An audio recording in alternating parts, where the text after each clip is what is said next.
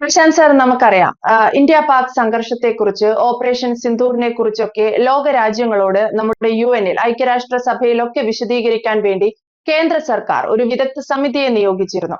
ആ സമിതി വിദേശത്തേക്ക് അല്ലെങ്കിൽ UN-ലേക്കൊക്കെയുള്ള തങ്ങളുടെ ദൗത്യം തുടങ്ങാനിരിക്കെയാണ്. ഒപ്പം എന്റെ ഒരു ചോദ്യം എന്ന് പറയുന്നത്, കേന്ദ്ര സർക്കാരിന്റെ ഒരു ലക്ഷ്യം എന്താണ്? ഇത്തരത്തിൽ ഒരു വിദഗ്ധ സമിതിയെ രൂപീകരിച്ച് വിദേശ രാജ്യങ്ങളിലേക്ക് ഐക്യരാഷ്ട്രസഭയിലേക്കൊക്കെ അയക്കുമ്പോൾ ഇന്ത്യയുടെ അജണ്ട എന്താണ് ഇതിന് പിന്നിലുള്ള? ലോകം മൊത്തം ഭീകരവാദത്തിനെതിരെയുള്ള ഒരു പോരാട്ടത്തിലാണ്. അല്ലെങ്കിൽ ഐക്യരാഷ്ട്രസഭയൊക്കെ അതിനുവേണ്ടി നിരന്തരം പറയുകയും, അല്ലെങ്കിൽ ലോകത്ത് ഭീകരവാദം എന്ന് പറയുന്നത് ലോകത്തിന് തന്നെ നിലനിൽപ്പിനെ തന്നെ ബാധിക്കുന്ന ഒരു വിഷയമാണ്. അപ്പം അത് നിർമ്മാർജ്ജനം ചെയ്യുന്നതിന് വേണ്ടി ലോകത്തെല്ലാ രാജ്യങ്ങളും ഒരുമിച്ച് നിൽക്കണം, അതിനൊരു കൂട്ടായ്മ ഉണ്ടാകണം എന്നുള്ള രീതിയിലേക്കുള്ള ഒരു മെസ്സേജ് ലോകത്തെമ്പാടും ഉണ്ട്. ഈ മെസ്സേജ് ഒരുപക്ഷെ ഏറ്റവും കൂടുതൽ ഉയർത്തി കാണിക്കുന്ന രാജ്യങ്ങൾ, അല്ലെങ്കിൽ ഭീകരവാദത്തിന് എതിരെ കൃത്യമായിട്ടും വ്യക്തമായിട്ടും ഇപ്പൊ പോരാടുന്ന രണ്ട് രാജ്യങ്ങൾ എന്ന് പറഞ്ഞാൽ ഒന്ന് ഇന്ത്യയും ഒന്ന് ഇസ്രയേലുമാണ്. ബാക്കിയുള്ള രാജ്യങ്ങളെ പറ്റി നമ്മൾ പരിശോധിക്കും, അത് യൂറോപ്യൻ രാജ്യങ്ങളായാലും കൊള്ളാം, അമേരിക്ക പോലെയുള്ള രാജ്യങ്ങളായാലും കൊള്ളാം, ഭീകരവാദത്തെ പാലൂട്ടുന്നതിനും അല്ലെങ്കിൽ ഭീകരവാദം വേറെ ഏതെങ്കിലും രാജ്യത്തിനകത്ത് നടക്കുന്നതിനകത്തൊന്നും അവർക്ക് പ്രശ്നമില്ല. ഭീകരവാദം അവരുടെ രാജ്യത്ത് നടന്നാൽ അത് ഭീകരവാദമാണ്, അതിനെ എതിർക്കേണ്ടതുണ്ട്. അതിന്റെ പുറകിൽ ആരൊക്കെയാണെന്ന് വെച്ചാൽ അവരെ എല്ലാം ലോകത്ത് നിന്ന് നിഷ്കാഷണം അല്ലെങ്കിൽ ഇല്ലായ്മ ചെയ്യേണ്ടതായിട്ടുണ്ട്. ബില്ലാദിന്റെ കാര്യമൊക്കെ അറിയാതെ ബില്ലാദിനെ ഉണ്ടാക്കിയ അമേരിക്ക അവസാനം അവിടെ കയറി അടിച്ചു കഴിഞ്ഞാൽ ബില്ലാദിനെ ഇവിടെ ഇരുന്നാന്ന് വെച്ചാൽ നമുക്ക് എടുത്തു. ഇപ്പം നമ്മൾ സംസാരിച്ചുകൊണ്ടിരിക്കുമ്പോൾ അമേരിക്ക ഇസ്രായേൽ എംബസി കയറി സ്ഫോടനം നടത്തി, അല്ലെങ്കിൽ ഇസ്രായേൽ എംബസിയിലെ രണ്ട് ഉദ്യോഗസ്ഥന്മാര് ഇസ്രായേൽ മ്യൂസിയത്തിൽ ഒരു പരിപാടിക്ക് ഇറക്കി വെടിവെച്ച് കൊണ്ടിട്ടുണ്ട്. അതിന്റെ വ്യക്തമായ വിവരങ്ങൾ നമുക്ക് കിട്ടിയിട്ടില്ല. അപ്പം യൂറോപ്യൻ കൺട്രീസിന്റെ നിലപാട് ഇന്ത്യക്കകത്ത് നടക്കുന്നത് നടന്നോട്ടെ, പ്രശ്നമില്ല, അല്ലെങ്കിൽ ഇസ്രായേലിൽ നടക്കുന്നത് നടന്നോട്ടെ, ബാക്കിയുള്ള രാജ്യങ്ങൾ നടന്നു. അപ്പൊ അതല്ല ഇന്ത്യയുടെ നിലപാട്. ഇന്ത്യയുടെ നിലപാടെന്ന് പറഞ്ഞാൽ ഭീകരവാദത്തെ ആഗോള തലത്തിൽ അല്ലെങ്കിൽ അതിനെ പ്രോത്സാഹിപ്പിക്കുന്ന നിലപാടല്ല. അത് നേരത്തെ ഇന്ത്യ ആ നിലപാടുമായിട്ട് മുന്നോട്ട് വന്നിട്ടുണ്ട്, ആ നിലപാടിനെതിരെ പറഞ്ഞിട്ടുണ്ട്. അതുപോലെ യുദ്ധം എന്ന് പറയുന്നത് ഒന്നിനും ഒരു പരിഹാരമല്ല. യുദ്ധം അല്ല പരിഹാരം, സമാധാനമാണ് പരിഹാരം.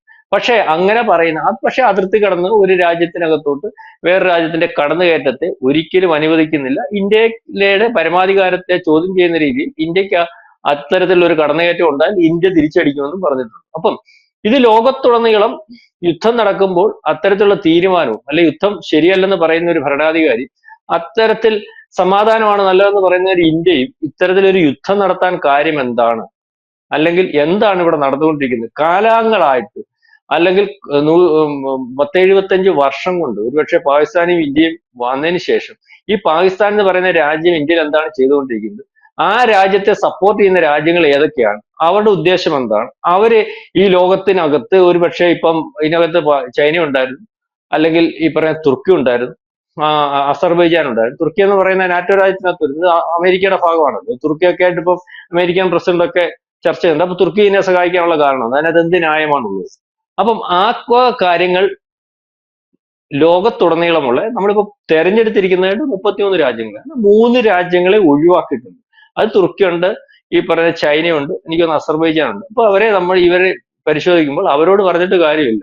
അവരാണ് ഈ നിലപാടിന് ഇവിടെ ഏറ്റവും അവസാനം പഹൽഗാം ഭീകരവാദത്തിനകത്ത് ഈ പാകിസ്ഥാൻ കയറി നടത്തിയ കാര്യം ലോകത്തെല്ലാം ചർച്ചയായപ്പോൾ, ലോകം മൊത്തം ഇന്ത്യയുടെ കൂടെ നിന്നപ്പോൾ, ഇന്ത്യ തുർക്കിയെടുത്ത് പലവട്ടം നിങ്ങൾ സഹായിക്കുന്നുണ്ടോ അല്ലെങ്കിൽ സഹായിക്കുമോ, അത് പാടില്ല എന്ന് പറഞ്ഞപ്പോൾ, അല്ലെങ്കിൽ സഹായിക്കാൻ തയ്യാറെടുക്കുന്ന ഇന്ത്യക്ക് മനസ്സിലായപ്പോൾ അതൊന്നും അല്ല, അങ്ങനെ സഹായിക്കുന്നില്ല എന്നുള്ള രീതിയിൽ നിന്നിട്ട് അവസാനം പരിശോധിച്ചപ്പോൾ പഹൽഗാമിന്റെ സിന്ദൂർ എന്ന് പറയുന്ന ഓപ്പറേഷൻ കൂടി തിരിച്ചടി കൊടുത്തപ്പോൾ നമ്മൾ നോക്കുമ്പോൾ തുർക്കിയുടെ ആയുധങ്ങൾ വെച്ചാണ് നമ്മളെ ആക്രമിക്കുന്നത്. ഇപ്പൊ ഇന്നലെ വന്ന റിപ്പോർട്ട് അനുസരിച്ച്, ഏറ്റവും അവസാന റിപ്പോർട്ട് അനുസരിച്ച് നമ്മൾ ഈ പറയുന്ന 600 ഒന്നുമല്ല, ഏതാണ്ട് 1000-ഓളം ഡ്രോണുകൾ നമ്മളിലേക്ക് വർഷിച്ചിരിക്കുന്നു. അതായത് ഈ ഇറാൻ പണ്ട് ഇസ്രായേലിനെ ആക്രമിച്ചാണ്. ഇത്രയും ഡ്രോണുകളെ പ്രതിരോധിക്കാനുള്ള സംവിധാനം എത്ര വലിയ സംവിധാനമായാലും നടക്കത്തില്ല. അപ്പൊ ഇന്ത്യയിൽ ഉദ്ദേശിക്കുന്ന സ്ഥലങ്ങളിൽ എല്ലായിടത്തും ഇല്ലെങ്കിൽ തന്നെയും പല സ്ഥലങ്ങളിലും വന്നിട്ട് ഇന്ത്യക്ക് നാശനഷ്ടം ഉണ്ടാകുന്നു. പക്ഷെ ഇത് മൊത്തം നമ്മൾ പ്രതിരോധിച്ചു. അപ്പൊ തുർക്കിയെ നമുക്ക് ഈ കാര്യങ്ങൾക്ക് അത് ഇവിടെ എന്താണ് സംഭവിച്ചത്, അല്ലെങ്കിൽ ഇതിന്റെ അകത്ത് എന്താണ് പരിഹാരം, അതിനെപ്പറ്റി ഒരു ചർച്ച തുർക്കിയെടുത്ത് കാര്യമില്ല.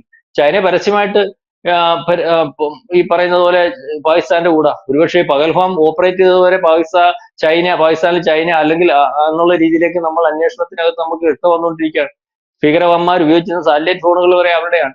അപ്പൊ ചൈന എടുത്ത് പറഞ്ഞിട്ടും കാര്യം, അസർബൈജാൻ ഇതേ നിലപാടാണല്ലോ. അപ്പൊ അവരോട് പറഞ്ഞിട്ട് കാര്യമില്ല. ജിയോ പൊളിറ്റിക്കൽ ആയിട്ടുള്ള ഒരു നീക്കം കൂടി ഇതിന്റെ പുറകിലുണ്ട്. നമ്മളുടെ ചുറ്റും നിൽക്കുന്ന ബംഗ്ലാദേശ്, ഈ പറയുന്ന പാകിസ്ഥാന്, ചൈന, അല്ലെങ്കിൽ ഈ പാകിസ്ഥാന്റെ തൊട്ടടുത്ത് ഇസ്ലാമാബാദിനോട് ചേർന്ന് അതിർത്തിയുള്ള തുർക്കി, ഈ രാജ്യങ്ങൾ നമ്മൾക്ക് ഒരു കുഴപ്പം വന്നാൽ നമ്മൾക്കെതിരെ നിൽക്കുമെന്ന് നമ്മൾക്കിപ്പം ബോധ്യപ്പെട്ട അവസ്ഥ അനുസരിച്ച് ഏതാണ്ട് ഈ നമ്മൾ പോകുന്ന 33 രാജ്യങ്ങൾക്കകത്ത് ഏതാണ്ട് 3 ഡസനോളം രാജ്യങ്ങൾ നമ്മളിപ്പോയിട്ട് തന്നെ നയതന്ത്ര ബന്ധത്തിൽ നല്ല നയതന്ത്ര ബന്ധമുള്ള രാജ്യങ്ങളാണ്. അപ്പം ഈ 3 രാജ്യങ്ങൾ ഏതാണ്ട് അതിന്റെ കൂടെ തന്നെ, അല്ലെങ്കിൽ മൊത്തത്തിൽ 33 രാജ്യങ്ങൾ. ഈ ജിയോ പൊളിറ്റിക്സിൽ വെച്ച് നമുക്കൊരു ആക്രമണം ഇനിയും ആരുടെങ്കിലും ഭാഗത്തുനിന്നുണ്ടായാൽ, ആക്രമണം ഉണ്ടാവാൻ സാധ്യതയുള്ളതെന്ന് പറഞ്ഞാൽ ഏറ്റവും ആദ്യം നമ്മൾ പരിശോധിക്കും ഇവരിൽ നിന്നാണ്. അപ്പം ഇതിന് വട്ടം നിൽക്കുന്ന രാജ്യങ്ങളുടെ ഭാഗത്ത് നിന്ന് ഇവർക്ക് ഒരു സഹായം ഉണ്ടാകുന്ന രീതിയിലേക്കുള്ള ഒരു നീക്കം ഒരു കാരണവശാലും വരാൻ പാടില്ല എന്നുള്ള രീതിയിലേക്കുള്ള ഒരു നീക്കം തന്നെയാണ് ഇന്ത്യ നടത്തിക്കൊണ്ടിരിക്കുന്നത്. അതുകൊണ്ടാണ് 7 സമിതികൾ നമ്മളിപ്പോൾ ഉണ്ടാക്കിയിട്ടുണ്ട്. 7 സമിതികൾക്കകത്ത് സമിതി ചെയർമാൻമാരുടെ പേരാണ് നമുക്ക് നേരത്തെ ലഭ്യമായത്. അപ്പം അതിന്റെ 7 സമിതികൾ, ഈ പറയുന്ന 33 രാജ്യം, അതിനകത്ത് UN പ്രതിനിധി സഭയിലുള്ള 15 പേരുണ്ട്. അതിനകത്ത് 5 പേര് സ്ഥിരാംഗങ്ങളും ഏതാണ്ട് 10ഓളം പേര് മാറി മാറി വരുന്നു. വീണ്ടും അതിനകത്ത് വേറെ 5 രാജ്യങ്ങൾ വരാൻ സാധ്യതയുള്ള ഒരു 5 രാജ്യങ്ങളും ഉണ്ട്. അപ്പം ഇതിന്റെ ഒരു നീക്കം എന്ന് പറഞ്ഞാൽ, ഞാൻ ഈ മുമ്പേ പറഞ്ഞതുപോലെ ഭീകരവാദം ലോകത്തിന് ആപത്താണ്. അത് ഏറ്റവും കൂടുതൽ വളർത്തിയെടുക്കുന്ന രാജ്യം, അല്ലെങ്കിൽ അതിന്റെ അതിന്റെ ഉത്ഭവ കേന്ദ്രം ലോകത്ത് പരിശോധിക്കുമ്പോൾ ഏറ്റവും ആയിട്ട് അതിനെ പ്രൊമോട്ട് ചെയ്യുന്നതും ആയിട്ടുള്ള രാജ്യം പാകിസ്ഥാനാണ്.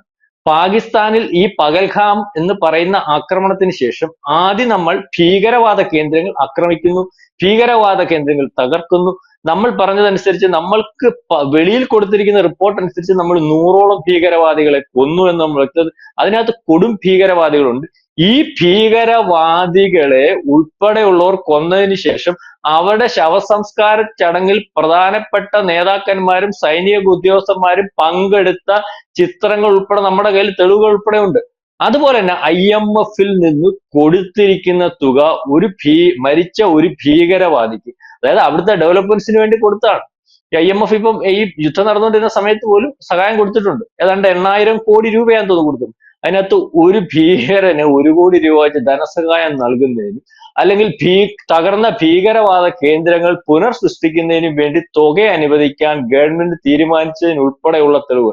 അതായത് ഈ ലോകത്ത് പാകിസ്ഥാന്റെ പുരോഗതിക്ക് ജനാധിപത്യ സംവിധാനത്തിൽ കൂടി നിൽക്കുന്നതിന്, അല്ലെങ്കിൽ ആ രാജ്യത്ത് സാധാരണ ജനങ്ങൾക്ക് ചിലവാക്കേണ്ട പൈസ എന്ന് പറഞ്ഞ് IMF ഉൾപ്പെടെ, അല്ലെങ്കിൽ UN ഉൾപ്പെടെയുള്ള ആൾക്കാരുടെ ഇടപെടൽ കൊണ്ട്, അല്ലെങ്കിൽ പരസ്പരം ഇവരെല്ലാം അങ്ങോട്ടും ഇങ്ങോട്ടും ബന്ധപ്പെട്ടാണ് ഈ കാര്യങ്ങൾ തീരുമാനിക്കുന്നത് എന്നുള്ളിടത്ത് ഈ പറയുന്ന പൈസ പോലും ഭീകരവാദത്തിന് ഉപയോഗിക്കുന്നു. ഇത് നേരത്തെ ഇന്ത്യ പറഞ്ഞതാണ്. ഇത് കൊടുക്കുന്നതിനെ പറ്റി ആലോചിക്കണം. അത് കൊടുക്കാൻ പാടില്ല, അത് വേറെ രീതിയിൽ കൊടുക്കുന്ന അല്ലെങ്കിൽ ഭീകരവാദത്തിന് വേണ്ടി ഉപയോഗിക്കുന്ന ഒരവസ്ഥയുണ്ട് എന്ന് പറഞ്ഞിട്ട് പോലും അമേരിക്കയ്ക്ക് ഏറ്റവും കൂടുതൽ വോട്ടിംഗ് പവർ ഉള്ള IMF-ൽ അവർ പോലും അതിന് അങ്ങനെ കൊടുക്കാൻ സഹായമാകുന്ന രീതിയിലേക്ക് കാര്യങ്ങൾ ഓപ്പറേറ്റ് ചെയ്തപ്പോൾ എന്താണ് ലോകത്ത് നടക്കുന്നത്? അതിനുള്ള കാരണം ഇതാണ്.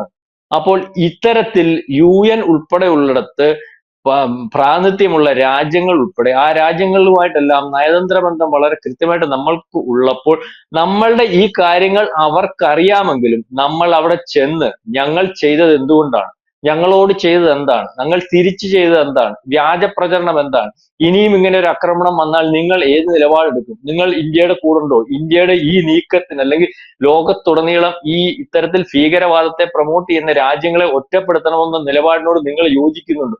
അപ്പം ലോകത്തുടനീളമുള്ള രാജ്യങ്ങളെ ഈ ഒരു മെസ്സേജ് കൊടുത്ത് അവരെ ഈ പറയുന്ന തൽപരക്കാരെ, അല്ലെങ്കിൽ UN ഉൾപ്പെടെയുള്ള ലോകമൊത്തം ഈ ആശയത്തോടാണ് നിൽക്കുന്നത്. അത് ആ ആശയത്തോട് ലോകം മൊത്തം നിൽക്കുമ്പോൾ ഈ ആശയത്തിന്റെ പ്രചാരകരായിട്ട് ഇന്ത്യ ഇറങ്ങുകയും, ഈ ആശയത്തിന്റെ പ്രചാരകരായിട്ട് ഇന്ത്യ ഇറങ്ങുമ്പോൾ ഈ നമ്മൾ പോയി സംസാരിക്കുന്ന രാജ്യങ്ങൾ ഇന്ത്യക്ക് ഒരു വിഷയം വന്നാൽ അതിനകത്ത് ഇടപെടുന്നതിന്, അല്ലെങ്കിൽ ഇതുപോലെ ഇന്ത്യയുടെ ശത്രു രാജ്യങ്ങൾ പാകിസ്ഥാൻ പോലെയുള്ള രാജ്യങ്ങൾ ചൈനയുടെ നീക്കത്തിൽ, ബംഗ്ലാദേശിന്റെ നീക്കത്തിൽ ഒക്കെ എതിരായിട്ട് ഇപ്പൊ എടുത്തതിനെക്കാട്ടിൽ കൂടുതൽ ബലത്തിൽ നിലപാടുകൾ എടുക്കാനും ഇന്ത്യ ലോകത്തിന്റെ നെറുകയിൽ ഈ പറയുന്ന ഭീകരവാദത്തിനും അതിർത്തി കടന്നുള്ള ആക്രമണത്തിനും ഒക്കെ എതിരായിട്ടും അല്ലെങ്കിൽ യുദ്ധത്തിനെതിരായിട്ട് നിൽക്കുന്ന ഒരു രാജ്യമായിട്ട് മാറും.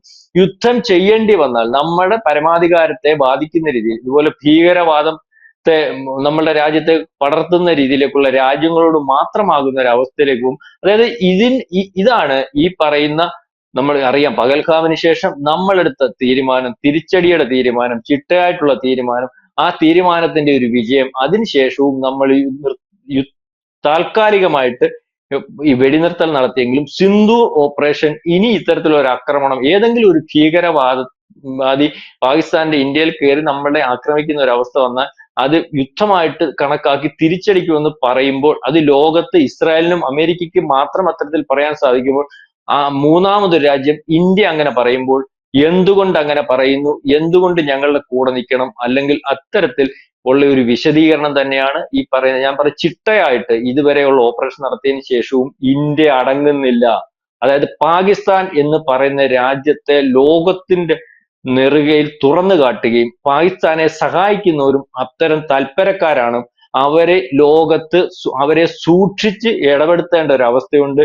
എല്ലാവരുടെയും കൂട്ടത്തിൽ കൂട്ടി അല്ലെങ്കിൽ ഇവരെ അങ്ങ് വിശ്വസിച്ചു പോകുന്ന അവസ്ഥ ഉണ്ടാകണ്ട എന്നുള്ള രീതിയിലേക്കുള്ള ഒരു മെസ്സേജ് ലോകത്തുടനീളം കൊടുക്കുന്നതിനും ലോകത്തെ ഈ 33 രാജ്യങ്ങൾ, പ്രബല രാജ്യങ്ങൾ, നമ്മളുമായിട്ട് നയതന്ത്ര ബന്ധമുള്ള രാജ്യങ്ങൾ, ആ രാജ്യങ്ങൾ വീണ്ടും ഒരാവശ്യം വന്നാൽ ഇന്ത്യയുടെ ആവശ്യമാണ് ശരിയെന്ന് പറയിക്കുന്നതിന് വേണ്ടി നമ്മളുടെ നിലപാട് അവിടെ അറിയിക്കുന്നതിന് വേണ്ടിയാണ് ഈ സമിതികളെ നമ്മൾ വിട്ടിട്ടുണ്ട്. അതിനകത്ത് ഒരു സമിതിയുടെ ചെയർമാൻ ഒരുപക്ഷെ ശശി തരൂരാണ്. വേറെ നമ്മളുടെ സഞ്ജയ് ത JDU-ന്റെ നേതാവാണ്, അദ്ദേഹം ഒരു സമിതിയുടെ ചെയർമാനാണ്. അതുപോലെ കനിമൊഴി DMK-യുടെ ഒരു സമിതിയുടെ ചെയർമാൻ, സുപ്രിയ എന്ന് പറയുന്നത് NCP-യുടെ അറിയാമല്ലോ, ശരത് പവാറിന്റെ മകൾ, അവര് MP ആണ്, അവര് ഒരു സമിതിയുടെ നേതാവ്. ശ്രീകാന്ത് ഷിൻഡെ ശിവസേനയുടെ. അപ്പം ഇങ്ങനെ 7ഓളം സമിതികളുടെ ഇവരുടെ നേതൃത്വത്തിലാണ് പല രാജ്യങ്ങളിലേക്ക് പോകുന്നതിന് തീരുമാനിച്ചു. ഏതാണ്ട് ഇന്നലത്തോടു കൂടി സമിതികൾ അല്ലെങ്കിൽ അത്തരത്തിൽ സമിതികൾ പോയി തുടങ്ങി എന്നാണ് മനസ്സിലാവുന്നത്. അതായത് ഇന്നലെയും ഇന്നുമായിട്ടൊക്കെ വിവിധ രാജ്യങ്ങളിലേക്ക് പോയി തുടങ്ങി ഈ ഓപ്പറേഷനുമായിട്ട് മുന്നോട്ട് വരുന്ന ഒരവസ്ഥ. അത്തരത്തിൽ ഇന്ത്യ വളരെ ബുദ്ധിപരമായിട്ടുള്ള ഒരു നീക്കം നാളെ കാലത്തെ നമ്മൾക്കെതിരെ വരുന്ന ഒരു ആക്രമണത്തെ തിരിച്ചടിക്കുമ്പോൾ മറ്റു രാജ്യങ്ങൾ അപലപിക്കാതിരിക്കുന്നതിനും അല്ലെങ്കിൽ ആ രാജ്യങ്ങൾ നമ്മളുടെ കൂടെ നിൽക്കുന്നതിനും വേണ്ടിയുള്ള ഒരു തന്ത്രപരമായ നീക്കം എന്നാണ് നമുക്ക് ഇതിൽ നിന്ന് മനസ്സിലാവുന്നത്. എന്തായാലും പ്രശാന്ത് സാർ സൂചിപ്പിച്ചതുപോലെ ഇന്ത്യ ഭീകരവിരുദ്ധ പ്രവർത്തനങ്ങൾക്കെതിരായി ഒരു വലിയ മുന്നേറ്റം നടത്തുന്നു എന്നുള്ളതാണ്. ഇന്ത്യ പ്രതിനിധി സംഘത്തെ അയച്ച് വിദേശ രാജ്യങ്ങളിൽ ഐക്യരാഷ്ട്രസഭയിൽ ഉൾപ്പെടെ ഇന്ത്യ പാക് സംഘർഷത്തെക്കുറിച്ച്, ഓപ്പറേഷൻ സിന്ദൂറിനെ കുറിച്ച് വ്യക്തമായ ഒരു വിശദീകരണം നൽകുന്നു. പാകിസ്ഥാനിൽ നിന്നല്ല ലോകത്തു നിന്ന് തന്നെ ഭീകരതയെ തുടച്ചു നിൽക്കുക എന്നൊരൊറ്റ അജണ്ടയെ ഇന്ത്യക്ക് ഇതിന് പിന്നിലുള്ളൂവെന്ന് വ്യക്തം. Thank you sir. കൂടുതൽ വാർത്തകളും വിശേഷങ്ങളും നിങ്ങളിലേക്ക് എത്താൻ ABC മലയാളം സബ്സ്ക്രൈബ് ചെയ്യുക, ബെൽ ബട്ടണും അമർത്തുക.